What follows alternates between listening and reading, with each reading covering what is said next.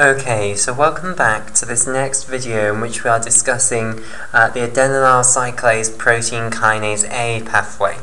Okay, right, so we've just discussed the 16 different genes for alpha subunits of heterotrimeric G proteins. What we now want to discuss is the different types of beta subunits and the different types of gamma subunits. Okay, so I'll just get another piece of paper then. Okay, right. So, let's start off with the diversity of beta subunits. Okay, so the G beta subunits next up. So, there are 5 different genes for G beta subunits, and then there are 6 different G beta subunits. Okay, now we know completely now why this will be. Okay, we know that one of these genes will therefore have 2 splice variants, which is how we go from having 5 genes to having 6 subunits. If one of them were to have 2 splice variants, then it would create 2, whilst all the others would create 1. So we get 4 genes creating 1 protein, and then 1 gene creating 2 proteins. That would give us overall 6 different subunits. And indeed, that is the case. Right, so these 5 different genes for beta subunits are called G beta 1, G beta 2, G beta 3, G beta 4, oops, not like that, G beta 3, G beta 4, and then G beta 5. Okay, and G beta 1, G beta 2, G beta 3, and G beta 4, they all create a single known protein, whereas G beta 5 creates 2 different splice variants. Okay, so the 2 different splice variants of the G beta 5 gene are called G beta 5, okay, like this, and then also we have G beta 5L, like so. So these are the 2 splice variants of the G beta 5 gene. So these 4 all code for a single known beta subunit, and those beta subunits will be named exactly like the genes. You'll have the G beta 1 beta subunit, you'll have the G beta 2 beta subunit, you'll have the G beta 3 beta subunit, and you'll have the G beta 4 beta subunit. And then G beta 5 has these 2 different splice variants, G beta 5 and G beta 5L beta subunit. Okay, right, so those are all the different beta subunits of heterotrimeric G proteins. And now finally, let's talk about the G gamma subunits. Okay, so in the case of G gamma, there are 12 different genes for G gamma subunits. Okay, but then there are only 12 different subunits that are known, so each gene only codes for a single subunit, basically. Okay, now the naming of the G gamma subunits is almost perfect, but there is one little blip in it. Okay, so I'll show you. So, you basically have G gamma 1, then you have G gamma 2, then G gamma 3, then G gamma 4, then G gamma 5, okay? And then there is no G gamma 6, so there's a little blip in naming. There's no G gamma 6, and you go straight on to G gamma 7, and then you continue on all the way up to G gamma 13, and that gives you 12 different gamma subunits. Okay, so those are the different gamma subunits. Now, I would just like to say something about the naming of heterotrimeric G proteins. So ideally, when someone names a heterotrimeric G protein, they should tell you which alpha subunit, which beta subunit, and which gamma subunit. Okay, so for instance, that example would be G alpha I1, beta 1, gamma 1. Okay, however, people rarely actually do this. This tells you exactly which alpha subunit you've got. It tells you you've got a G alpha I1, you've then got a G beta 1 beta subunit and a G gamma 1 gamma subunit. Okay, people rarely do this because people don't know, okay, which alpha, which beta, and which gamma subunit they use, well, which alpha, beta, and gamma subunit they're dealing with. Okay, so often people just name the entire heterotrimeric G protein on the basis of which alpha subunit you have, because the alpha subunit seems to give the biggest variation in what your signaling pathways are then going to be. Okay, so which beta and which gamma subunit you have, at the moment, at our current level of knowledge, we don't really know whether that changes your signaling properties at all. It's probably ridiculously naive to think that it doesn't, but at the moment we don't really have that much insight into the effect of the different beta and different gamma subunits on the signaling cascades induced. So at the moment, the only subunit that really matters for us to know about in terms of what the signaling pathways then activated are is the alpha subunit. Now, often people wouldn't even know, for instance, if we look at this example here, G-alpha I1, often people wouldn't know that specifically the alpha subunit that they were dealing with was G-alpha I1, either because they just don't know, or because they're not dealing with just heterotrimeric G proteins that have alpha subunit alpha I1. They might be dealing with heterotrimeric G proteins which also have alpha subunit G-alpha I2 or G-alpha I3.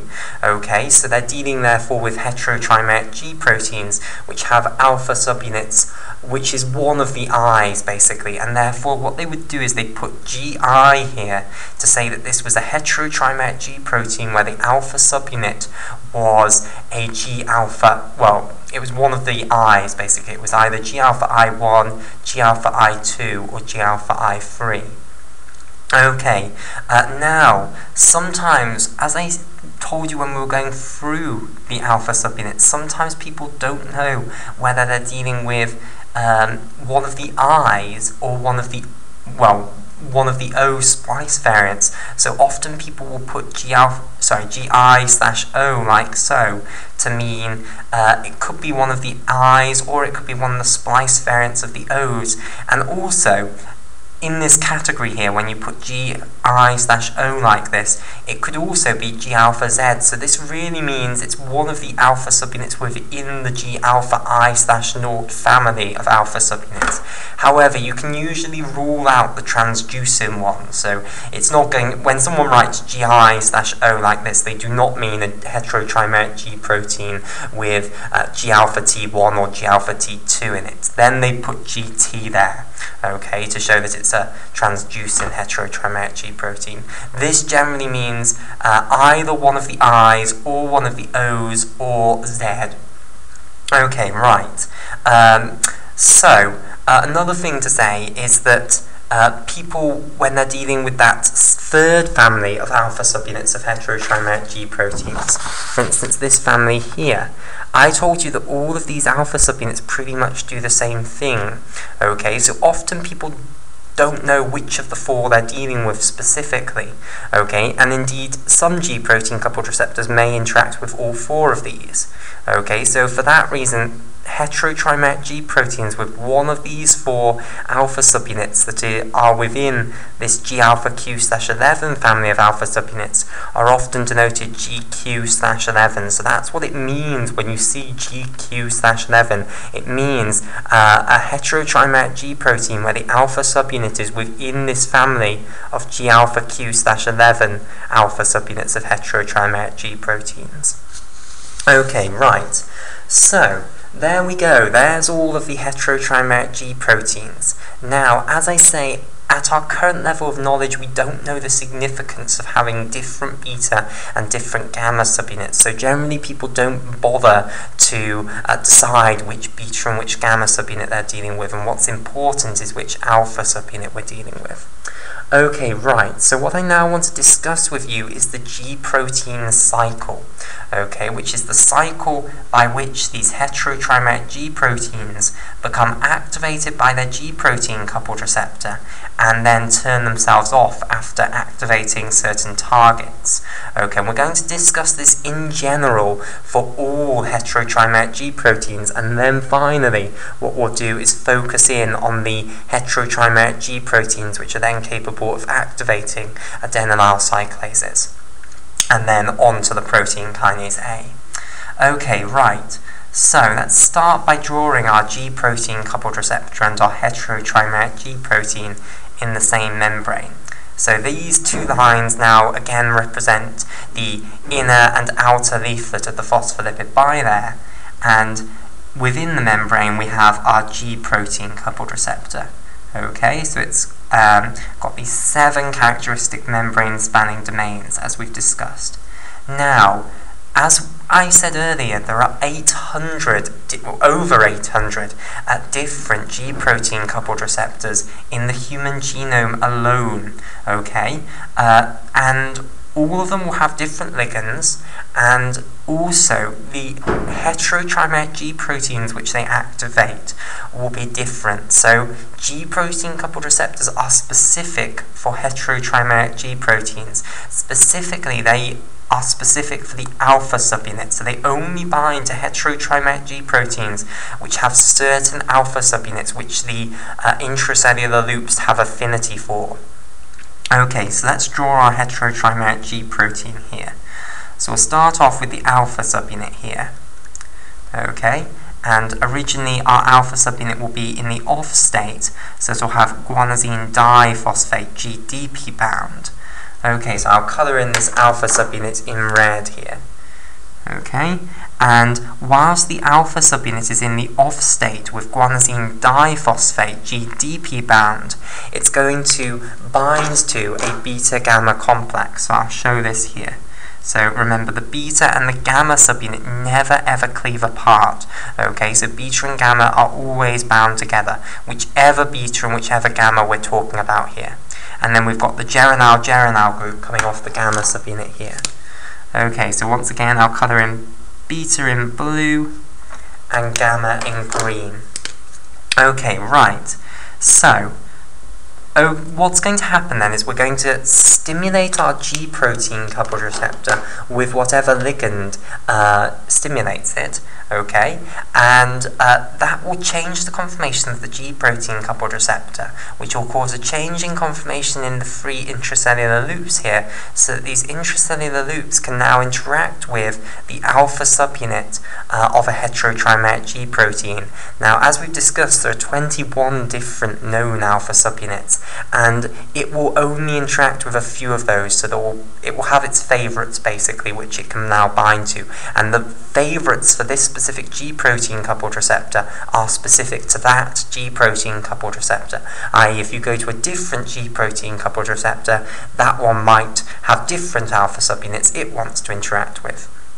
Okay, so what's going to happen is the ligand is going to bind, so I'll have a little arrow ligand here, and what's now going to happen is some sort of conformational change which will be translated down to these free intracellular loops to cause them to make available a binding site for the alpha subunit of the heterotrimeric G protein. Okay, right. Now, I'm just going to use a bit of artistic license here. Now, it's difficult for me to show the alpha subunit bound to the intracellular loops whilst I've got the G protein coupled receptor oriented like this, because the carboxylic acid group here is in the way. So what I'm going to do is I'm just going to rotate my G protein coupled receptor around 180 degrees. So the amino terminal will be this side now. Okay, and that gets the carboxylic acid group out of the way for my picture. Now, there's no biological significance to that. This is just my cartoons here. Okay, so here's the carboxylic acid group here, and here's the amino group. And now the alpha subunit is going to come in and bind to our intracellular loops of our G protein coupled receptor here. So here is the alpha subunit. Now, the beta and the gamma subunit do not bind to the intracellular loops of the G protein coupled receptor. In fact, they don't bind to the G protein coupled receptor at all. However, the alpha subunit cannot bind to the intracellular loops of the G protein coupled receptor unless it has a beta-gamma complex stuck on the side of it. Okay, so although the beta-gamma complex does not directly interact with the G protein coupled receptor, without it, the alpha subunit cannot interact with the intracellular domain of the G protein coupled receptor. Okay, right, so just colouring everything in again. Here is our beta subunit in blue here. Okay, so Remember, to have a beta-gamma complex bound to the alpha subunit, you need to be in the off state. You need to have guanosine diphosphate bound. This means that only alpha subunits which are in the off state can possibly bind to the intracellular loops of the G protein coupled receptor, which is activated, because only those will have a beta-gamma complex bound to them, and the beta-gamma complex is necessary for the alpha subunit to be able to bind to the intracellular loops of the G protein coupled receptor. Now, so we formed this complex between the G protein coupled receptor and some heterotrimeric G protein, and as I've said, the G protein coupled receptor won't just pick any old heterotrimeric G protein, it'll be selecting it for its alpha subunit. So it will have certain alpha subunits it likes, and it will only bind to those ones. Okay, right. Now, once it's bound, what will happen is it will catalyze the removal of the guanosine diphosphate from the alpha subunit, and then the binding of a guanosine triphosphate to the alpha subunit. So guanosine diphosphate will leave the alpha subunit, and guanosine triphosphate will come in. Okay, and then what's going to happen is when the alpha subunit has guanosine triphosphate bound to it, it's now in the on state. Okay, in the on state it can't bind to the beta-gamma complex, so the beta-gamma complex will cleave off. Once it's lost the beta-gamma complex, it can no longer bind to the intracellular loops of the G protein coupled receptor, so the alpha subunit will then cleave off the G protein coupled receptor. So both of these two portions of the heterotrimeric G protein are going to go off away from the G protein coupled receptor. Okay, so here is our alpha subunit now on its own with a guanosine triphosphate bound to it. Here is our GTP. Okay, and once again I'll colour it in red here. And then also we've got this beta-gamma complex, which is also drifting around in the phospholipid bilayer. Well, not in the phospholipid bilayer, under the phospholipid bilayer, and it's now separate from the alpha subunit. So here's our beta subunit, here's our gamma subunit, that was our alpha subunit, and once again I will colour the beta subunit in blue and the gamma subunit in green. Now both of these two subunits, the alpha subunit and the beta-gamma complex, are going to go off and have signaling roles. Okay, so for instance, the alpha subunit might come and bind to a target over here. Okay, so squashed in here, let's say that this is some target for our alpha subunit. Okay, and the different types of alpha subunits will have different targets. So we'll call this target 1. Meanwhile, the beta-gamma complex will also have targets. Okay, so it will go and bind to a target which is shown bigger here just simply because we've got more space. Okay, and we'll call this target 2. Now, it's not very well understood whether different beta-gamma complexes have different targets. It's almost certainly true, but it's not very well understood. Okay, so what is well understood is the different targets of the alpha subunits. Okay, right. So these two signaling molecules then are going to go off and interact with targets and cause further pathways. Okay, now when the alpha subunit binds to its target, not only does the alpha subunit change the activity of the target, but the target also changes the activity of the alpha subunit. Now the alpha subunit is actually an enzyme. It's an enzyme known as a GTPase, which means that it can hydrolyze GTP into guanosine diphosphate and an inorganic phosphate. So the alpha subunit is capable of catalyzing the reaction where you hydrolyze GTP to GDP and an inorganic phosphate. Now, usually the alpha subunit is not a very active GTPase. However, once it's bound to target 1, target 1 activates the GTPase activity of the alpha subunit, and the alpha subunit is now going to hydrolyze this GTP that's bound to it to GDP and inorganic phosphate. The inorganic phosphate will be released into the cytoplasm. The guanosine diphosphate will remain bound to the alpha subunit. Once the alpha subunit has guanosine diphosphate bound to it, it has turned itself from the on state, where it has guanosine triphosphate, GTP bound to it, to the off state, where it has GDP, guanosine diphosphate bound to it. Now, the alpha subunit in the off state cannot bind to its target anymore, so it will cleave off the target once it has GDP bound to it. And it now wants to rebind to the beta-gamma complex, so it goes off searching for the beta-gamma complex, breaks the beta-gamma complex off its target, and they reform the heterotrimeric G protein, which is in the off state up here. That's why it's called a cycle, because we've gone through a nice cycle like so. Okay, the cycle of activation of the heterotrimeric G protein.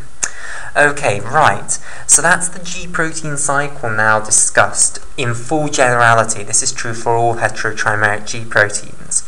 What we'll do in the next video is we'll start to look at specifically heterotrimeric G proteins which have an alpha subunit, which is in that G alpha S family of alpha subunits of heterotrimeric G proteins, because it's those alpha subunits which are then going to activate adenylyl cyclases and are involved in this adenylyl cyclase protein kinase A pathway.